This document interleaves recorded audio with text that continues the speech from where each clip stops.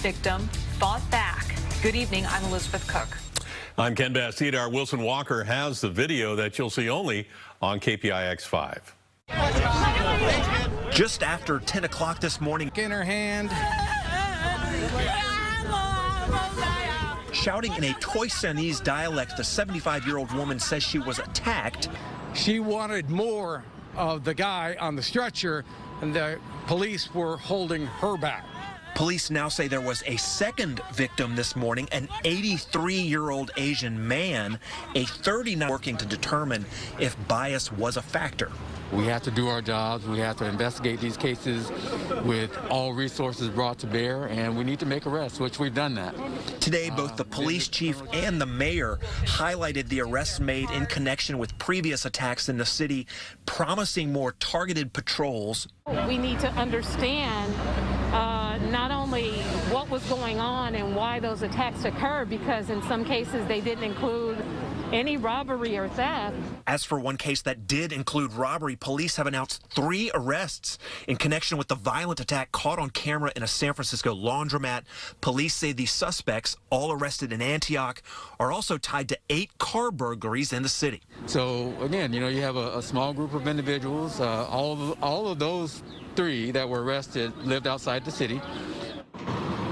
That is something the chief of police has stressed in several occasions, not just this recent run of attacks on a specific community, but also just sort of property crime in general around the city, that a lot of what he's seeing, he says, is coming from outside of the city. As for the mayor, she expressed some hope that the pandemic winding down would result in an easing of some of this. She attributed it to a lot of different things, but ultimately said that she hopes that the end of the pandemic would bring more people out on the streets and create a safer environment from everyone and help prevent incidents like the ones we are seeing. Ken.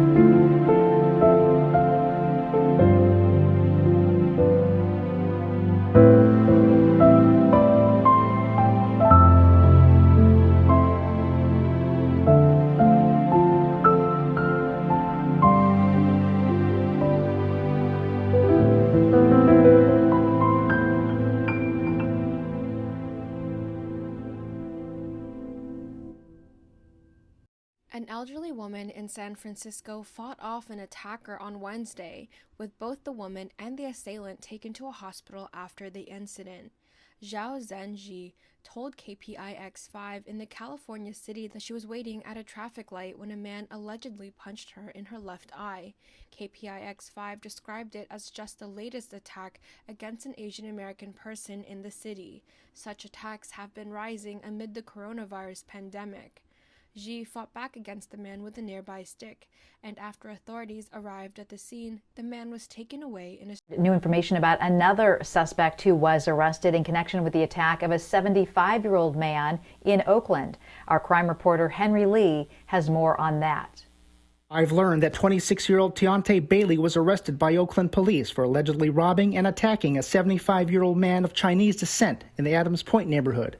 It's the latest crime against a member of the Asian American community in the Bay Area, but it's too early to determine whether it was also a hate crime. What people have to do is not jump to conclusions. KTVU legal analyst Michael Cardoza says in order to show it was a hate crime, the DA has to prove the suspect was motivated by anger over the victim's race, religion, gender, or disability. Cardoza says if hate crime enhancements are lodged in a serious case, it adds 3 years to whatever the punishment is for the underlying felony. And if hate crimes aren't charged, the person's not going to walk away from committing the crime. They're just not going to get that added punishment. In a separate case, Yahya Muslim was charged with shoving several people to the ground in Oakland's Chinatown. One of his alleged victims was this 91-year-old man who is of Latino descent. The others are Asian. Alameda County Public Defender Brendan Woods has said there's no evidence Muslim committed any hate crimes. Woods, the first black public defender in the county, said the case should not be used to pit minority against minority. But Karen Inman was charged with a hate crime for allegedly spitting on an Asian American victim in Mountain View. The DA says she used an ethnic slur and told the victim to, quote, go back to where you came from. That's the type of proof you need to prove in front of a jury that a person committed a hate crime. I'm told the Oakland victim, who is from Hong Kong, is brain dead and that his family is considering the next steps. The DA will review the case against the suspect, who is a parolee with an extensive criminal history. Henry Lee, KTVU, Fox 2 News.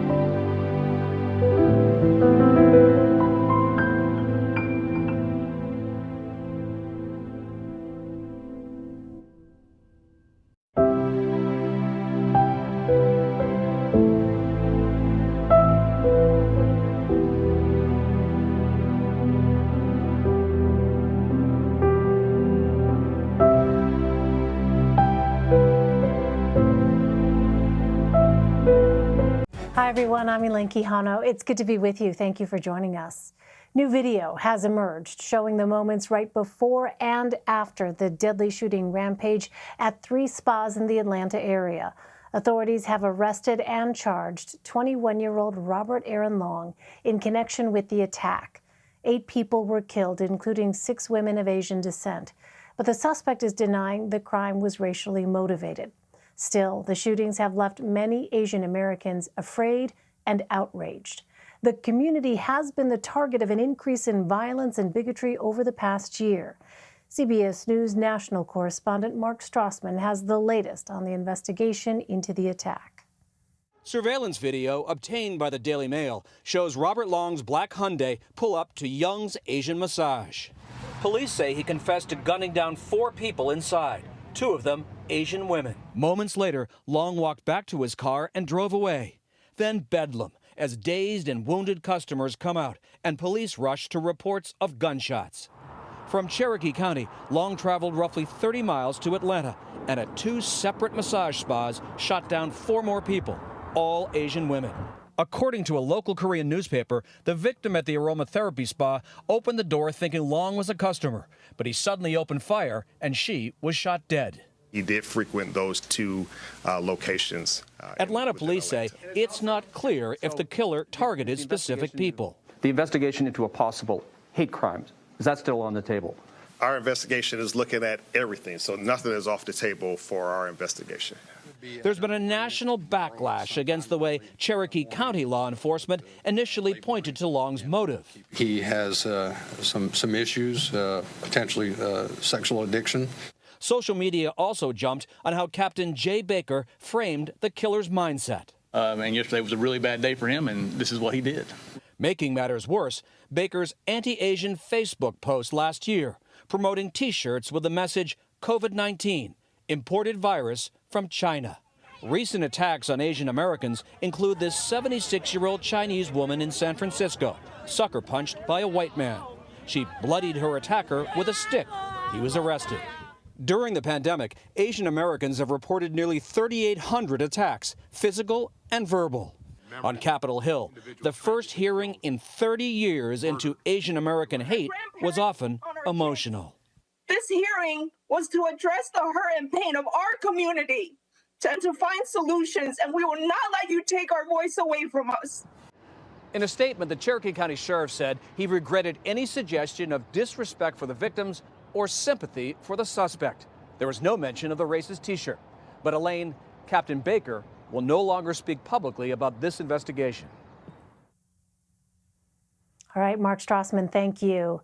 I'm joined now by Siobhan Hughes and Jack Turman. Siobhan is a congressional reporter for the Wall Street Journal, and Jack is a congressional reporter for CBS News. Welcome. It's good to see you both. Siobhan, let me start with you. As Mark mentioned, the House held a committee hearing on the spike of discrimination and violence against Asian Americans.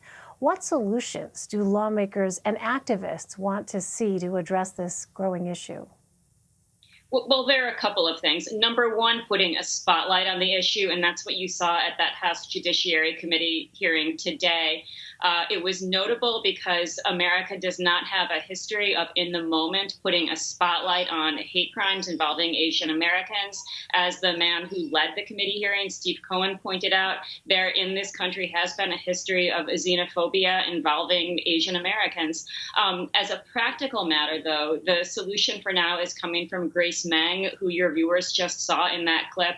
She is reintroducing a measure that she had pushed last year that required the Justice Department to designate an official to expedite a review of what she is labeling COVID-19 hate crimes, but these are very closely connected to crimes against Asian Americans. And of course, that ends up being the rub for some Republicans, because a lot of what people believe has led to a rise in these crimes is, in fact, some of the rhetoric surrounding the coronavirus perpetuated by President Trump. His name was really not specifically used at the hearing today, but that is the political context.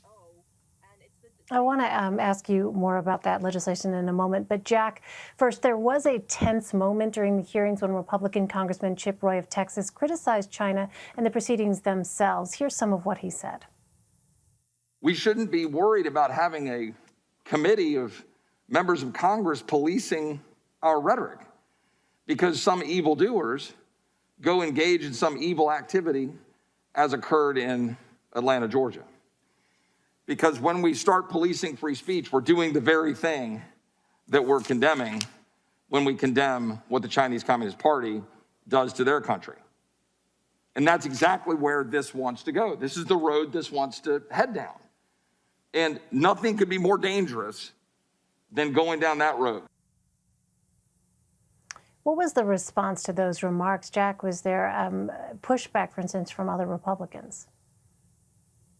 Yeah, there was a very quick response from Representative Cohen, who chaired the subcommittee hearing, who basically said, while free speech is important, you know, the instances he describes were physical harassment. And then the most passionate response came from Representative Grace Meng, who is in the clip in Mark's TV package, where she basically said that, Representative Roy, Republicans, former President Donald Trump for that matter, could talk about issues relating to other countries, including China, but they don't have to put, as Grace Meng would put it, a bullseye on the back of Asian Americans and the AAPI community. And there was also a lot of pushback from Representative McClintock from California, who basically criticized the entire scope of the hearing, arguing that it's too large and that it's attacking society as systematically racist. And when, asked about Republicans' concerns to this argument of free speech that they were trying to make, John Yang, the president of Asian Americans Advancing Justice, said, leaders model the behavior that the community wants to follow, and using racist language to describe or characterize the COVID-19 pandemic is very harmful to the AAPI community and very divisive. Yeah.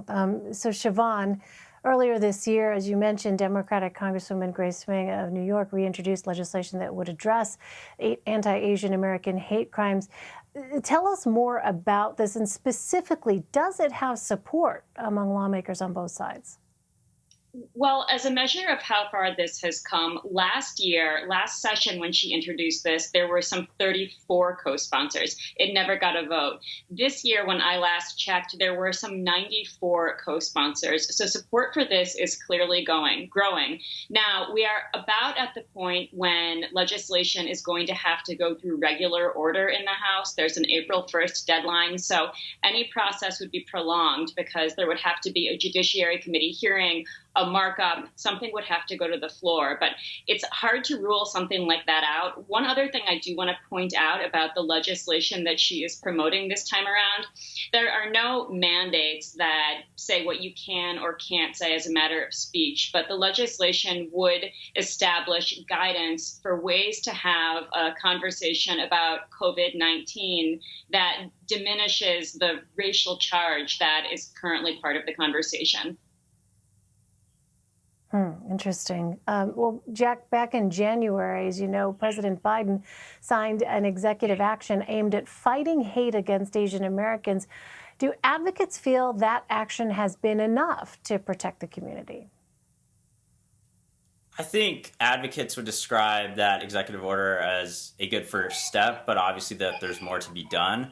Obviously, as mentioned, Grace Meng and on the Senate side, Senator Hirono from Hawaii have introduced this COVID-19 Hate Crimes Act, that would expeditiously be reviewed hate crimes reports through a point person at DOJ, and then would also allocate resources to state and local enforcement agencies in terms of reports. But I think, while advocates would say back what happened in January was a good first step, especially now more action needs to be taken, especially in the wake of Atlanta.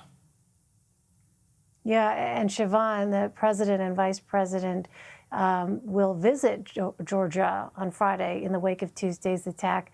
What do we know about their plans there, and what specifically are they planning with respect to the Asian American community?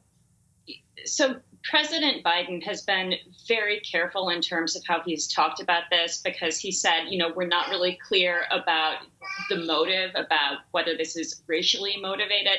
But he has also said that what's happening to the Asian American community is incredibly disturbing. And the fact that he is going there through his presence, this really does create a moment, an opportunity for him to address the wide-scale forms of harassment and frankly, even worse, as came up in the hearing today, that have beset this community.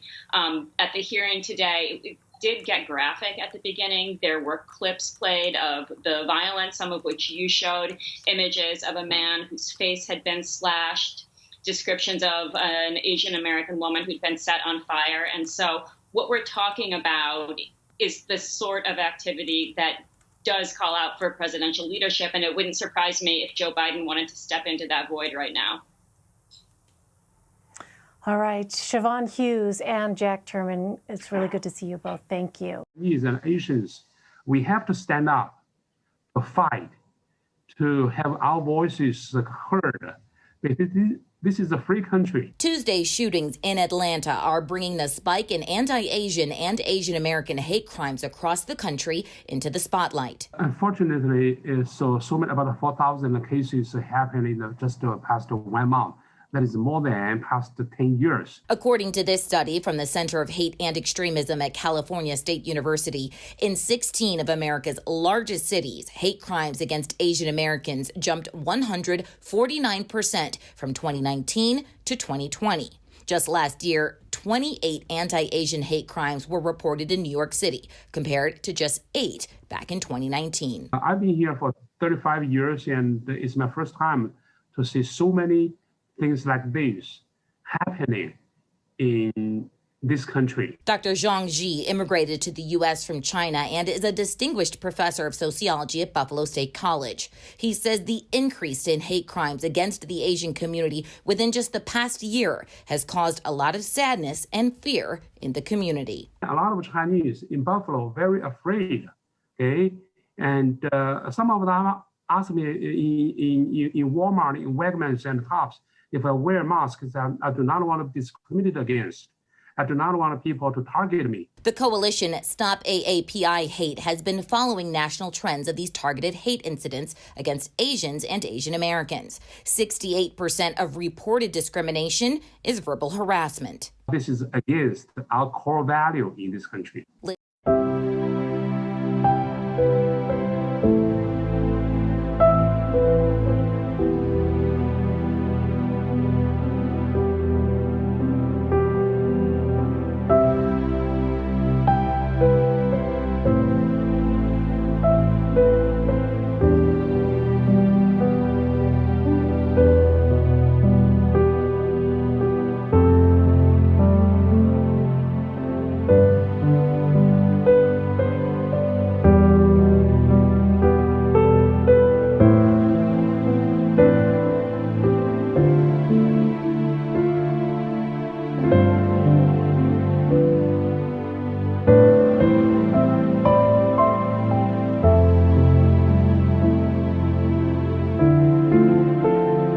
Vicious hate crimes against Asian Americans who've been attacked, harassed, blamed, and scapegoated.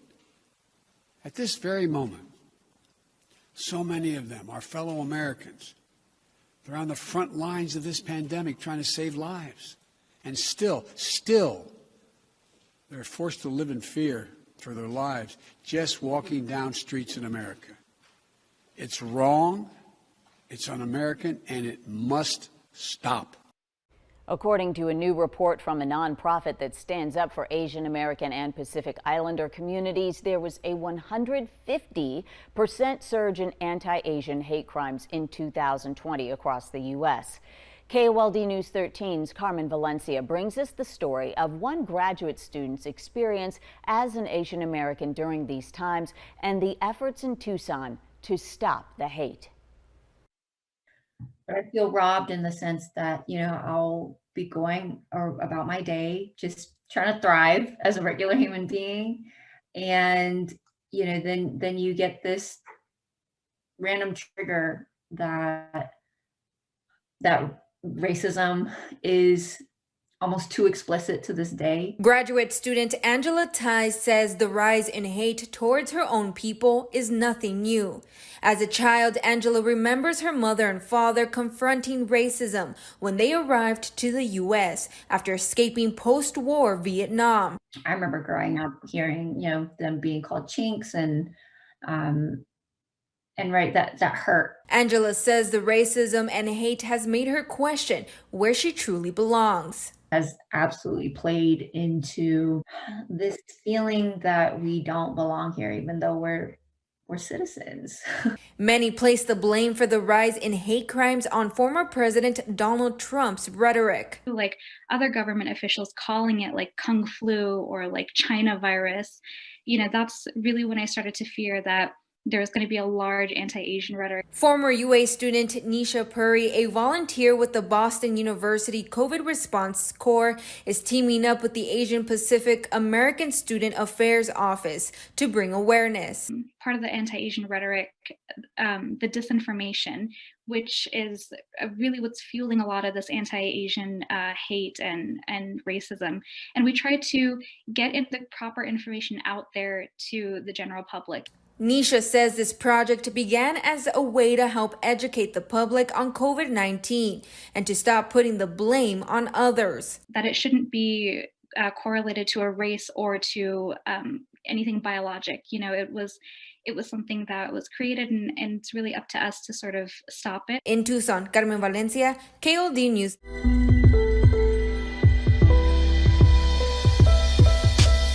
As we all adjust to life amid the coronavirus, an epidemic of Asian hate crimes are on the rise.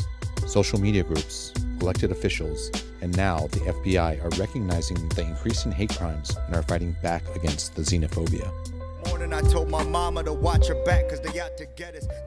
Hip-hop artists Year of the Ox were exposed to xenophobia while recording a music video for their recent release, Viral, a song about the rise in hate crimes being perpetrated against Asians. As soon as we wrapped up that video, while we're walking out of that Rite Aid, some guy just made these, coughing and sneezing noises pointing at us and ridiculing us that this shit's real. If it's happening to us, just imagine, just all around the world, As this biological threat looms over us, my feeds are becoming infected with hate. The xenophobia town hall I was just in was zoomed on by hate speech. This is part of that much larger history of racism. We are part of that story too. After all these years, after all the we think progress that we've made through the decades, where did it go? Where did it go? The FBI says to expect a surge in hate crimes. A family in Texas who are refugees from Burma, they were attacked for being perceived as Chinese, and the assailant said the coronavirus happens because of you and slashed them in the head.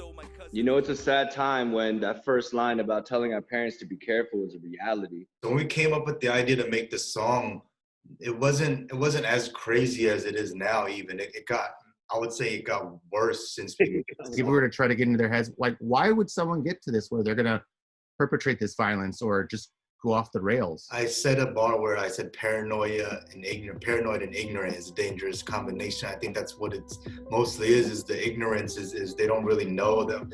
I mean, there's a lot of misinformation out there. Knowing this is happening all over the place, it adds this nerve-wracking this feeling every day, to be honest with you. People are coughing at Asians and spitting at Asians all over the place pretty regularly.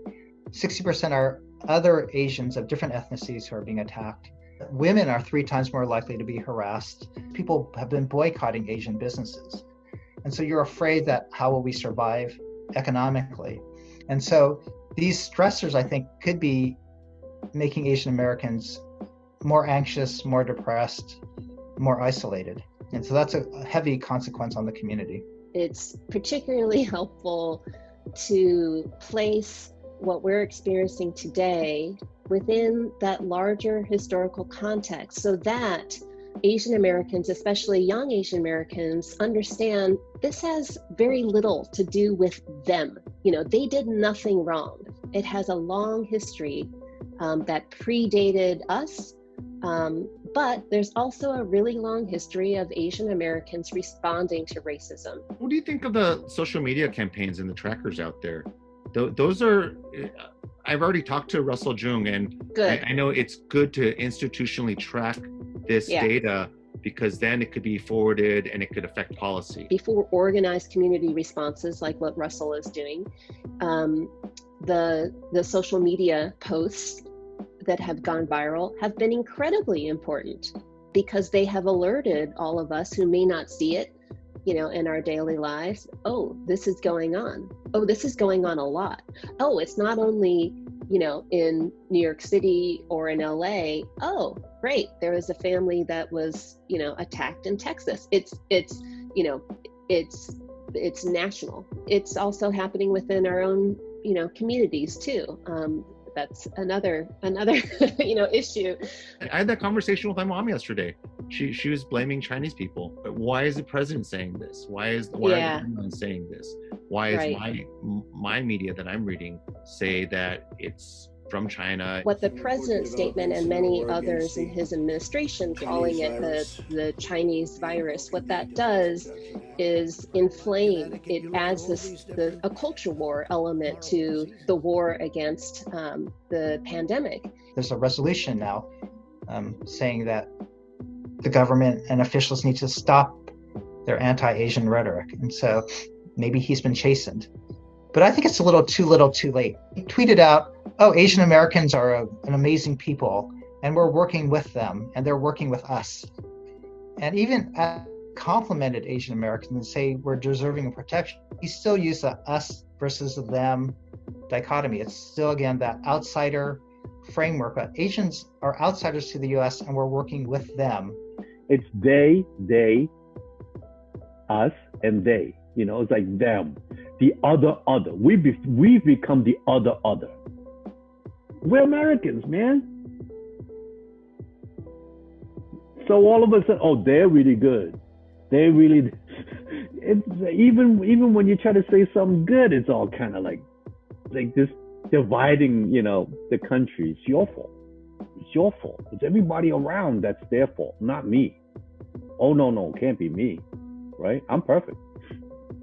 Asians of all ethnicities are rallying together to fight xenophobia by bringing the conversation to something that threatens us all, regardless of ethnicity. I think what's going to happen is we have more stay-in-place policies, and as people adhere to it more once it surges, I think that the incidences are going to go down, but the hatred is going to increase as deaths mount.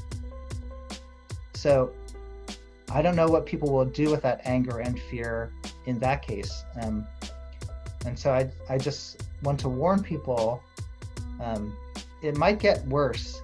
And I hope that people won't take it out on Asian Americans, but instead use that energy to work together to fight the disease rather than the people.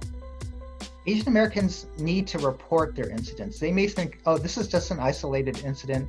They may brush it off.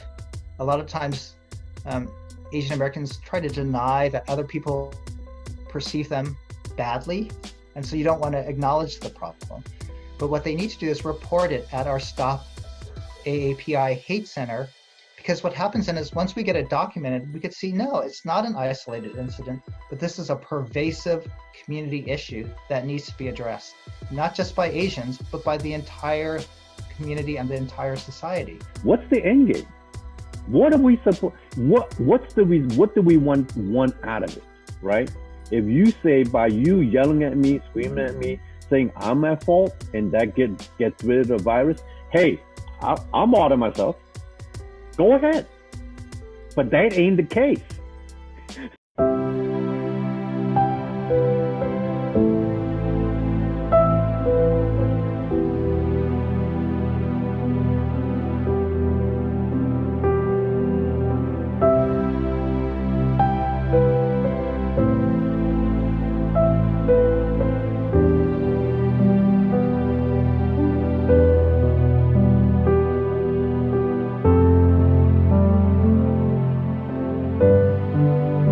Of Asian Americans because of coronavirus.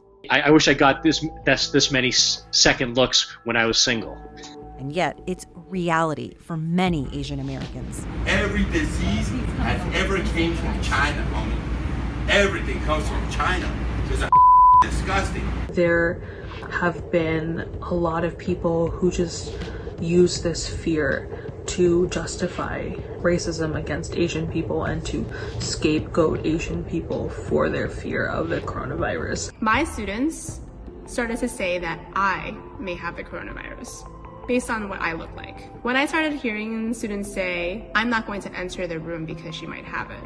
If she coughs, I'm not going to be near her. I could not help but feel hurt inside because this is the result of misinformation being spread. I work at an Asian restaurant.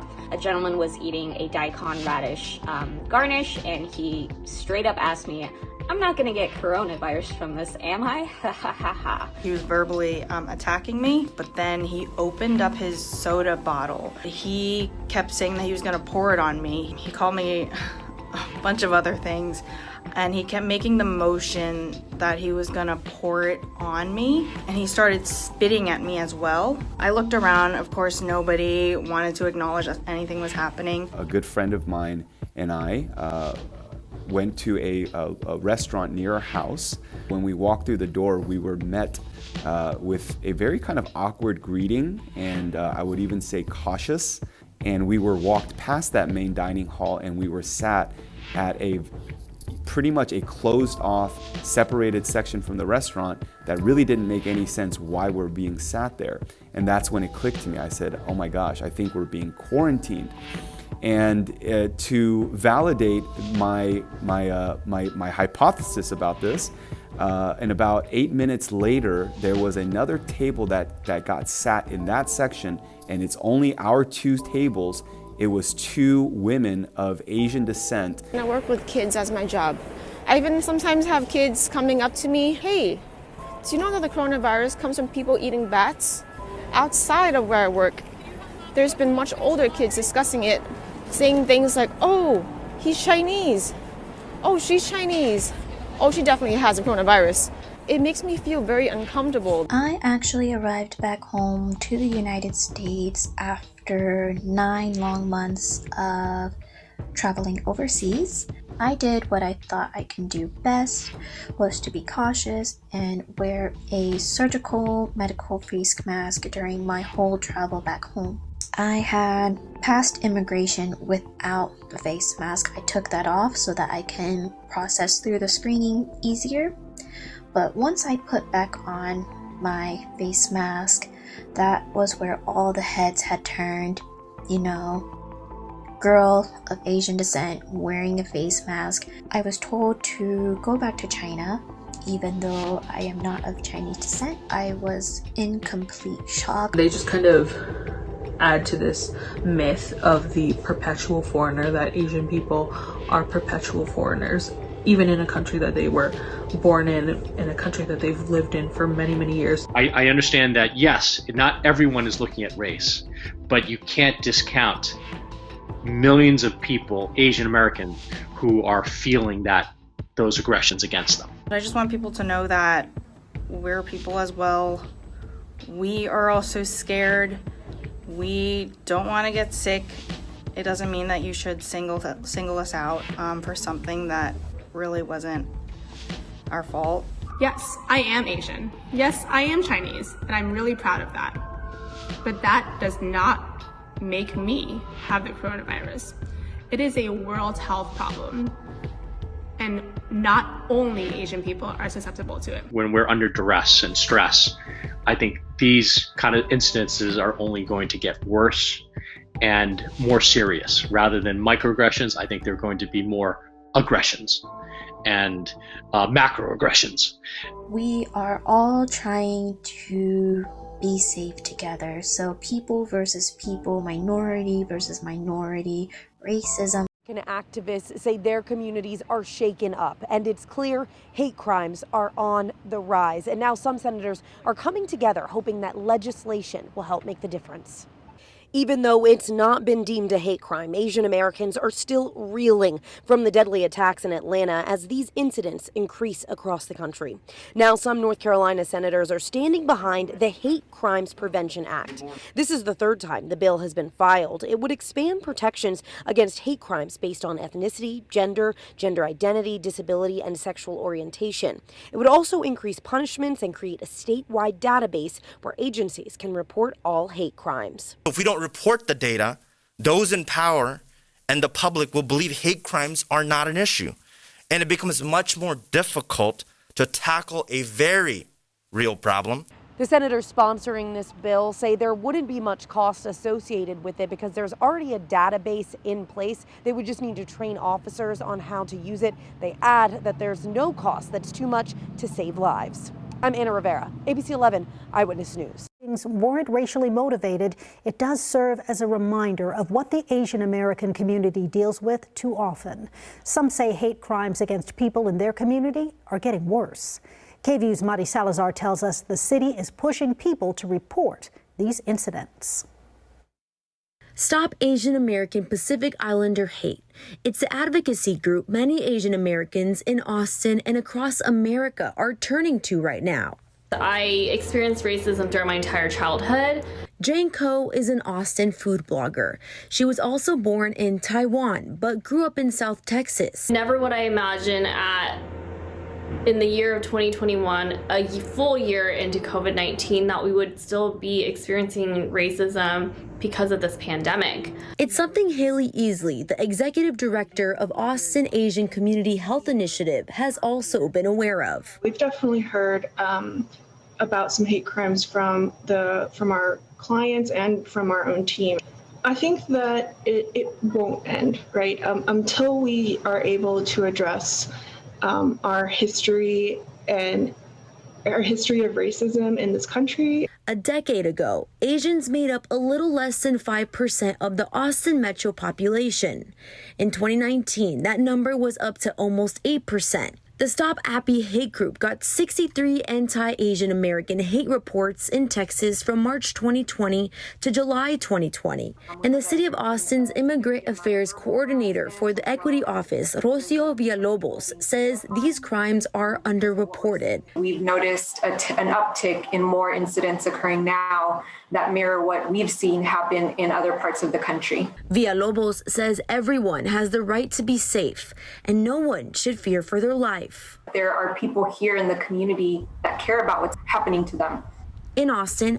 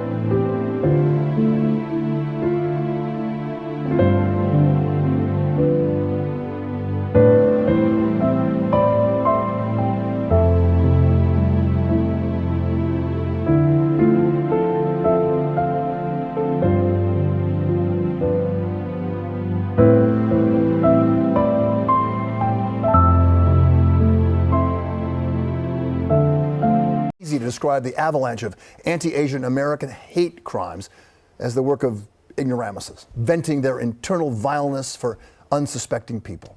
But it's happening way too often to just dismiss this as merely blips. America, New York, we have a problem. How to solve it? Eyewitness News reporter Stefan Kim trying to shine bright lights on all this. He is speaking exclusively with the victims. He's live in the Kips Bay section of Manhattan. Stefan. Well, Bill, the sad truth is incidents like this happen all the time. They're now just finally getting the attention they deserve because of the focus on anti-Asian bias. Say that racist again. You said communist China?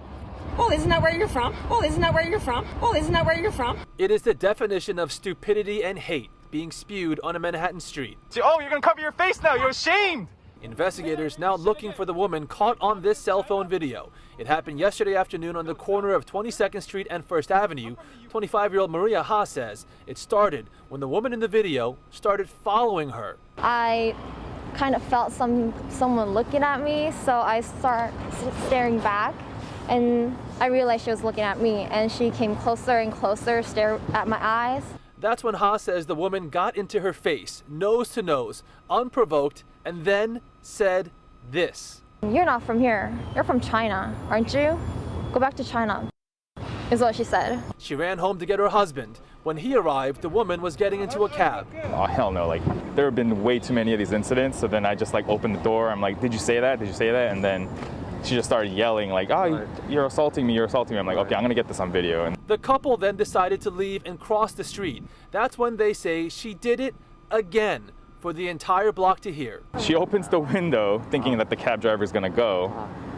And then she yells out, "Go back to communist China." Again, does it Again, right. for everyone to hear. Well, isn't that where you're from? No, it's not. Where are you from? I'm from the U.S. According to the NYPD, there have been 10 anti-Asian hate crimes this year already, not including this one, compared to 29 during all of 2020. Again, these crimes go underreported. We know so because we've spoken to so many victims who have told us they did not file a police report. These victims, though, are finally speaking up. By the way, neither Maria or Daniel are from China. Their parents are not from China. They are Korean American. The NYPD's Asian Hate Crimes Task Force. In this quiet pocket of Queens, where residents come to escape the hustle and bustle of the city, an alleged incident so vile and disgusting, it'll turn your stomach. According to sources, a man spit not once, but 3 times in the direction of a 25-year-old Asian American woman and her baby, calling them, quote, the Chinese virus. Racist, check. Towards a mother with her young baby, check. And spitting at someone during a pandemic caused by a virus spread by droplets of saliva, check. It happened in or near Casina Corridor Park yesterday morning. 안녕하세요. KCS 뉴욕 한인봉사센터입니다. At the Korean Community Services Center, not far from where this allegedly happened, they have felt the hate too often. I am not surprised, to be honest, because we've been hearing about a lot more of these incidences happening in broad daylight. Linda Lee, a mother of a young baby herself, says the center has been training the elderly how to defend themselves, instructing them to travel in groups and equipping them with personal safety alarms. The community is not feeling safe. The community doesn't feel safe at all. Korean grandmothers, for example, tend to be a very tough, have a tough front and exterior. But at the end of the day, these attacks, if they were to happen to some of our seniors, they're not going to be able to defend themselves. It is yet another incident. Congressmember Grace Meng admits it's hitting really close to home. The alleged incident happening in her district. I was thinking maybe I'll take my kids to the park, but now I'm having second thoughts myself. Asian Americans are often reluctant to speak publicly, taught to keep their heads down and plow forward. This was the mayor today. Report it immediately, because that's the best way for us to find those who are doing these horrible acts and stop them. Police are investigating this as an aggravated assault. The NYPD's Asian Hate Crimes Task Force is also investigating this as a possible hate crime. In Fresh Meadows, Sefan Kim, Channel 7.